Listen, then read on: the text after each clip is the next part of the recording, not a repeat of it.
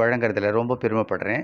நம்ப மேலும் அதாவது ரொம்ப கொஞ்சம் சுருக்கமாவே பார்க்கலாம். ஏன்னா, ரமணரோட வரலாறு ஆரம்பத்துலேருந்து அவர் திருவண்ணாமலைக்கு எப்படி வந்தாரு, இதெல்லாம் வந்து நான் கொஞ்சம் ஏற்கனவே நான் ஆடியோல நெறைய சொல்லியிருக்கேன், நெறைய பேருக்கு. இருந்தாலும் சொல்றதுக்கு முயற்சி பண்றேன். போக போக இன்னைக்கு நம்ப கொஞ்சம் ஒரு சின்ன டிட்பிட்ஸ் மாரி பார்த்துக்கலாம். பகவான் வந்து ரமணரோட பள்ளி படிப்பு காலத்தில வந்து அவருக்கு அடர்த்தியான குடுமி இருக்கும். அது அந்த சரித்திரத்திலேயும் நெறைய போட்டிருப்பாங்க. அவரோட ஜனனம் வந்து திருச்சுழியில 30/12/1879 திங்கட்கிழமை. புனர்வசு நட்சத்திரம். பகவானோட தந்தையினோட கோத்திரம் பராசரர் கோத்திரம். பகவான் தான் அதிவர்ணாசிரமி ஆயிற்றே! அவருக்கு கோத்திரம் ஏது சொல்லுங்க? பகவான் வந்து திருவருணைக்கு வந்து சேர்ந்தது 1/9/1896. திருவண்ணாமலைக்கு வந்து சேர்ந்தது 1896.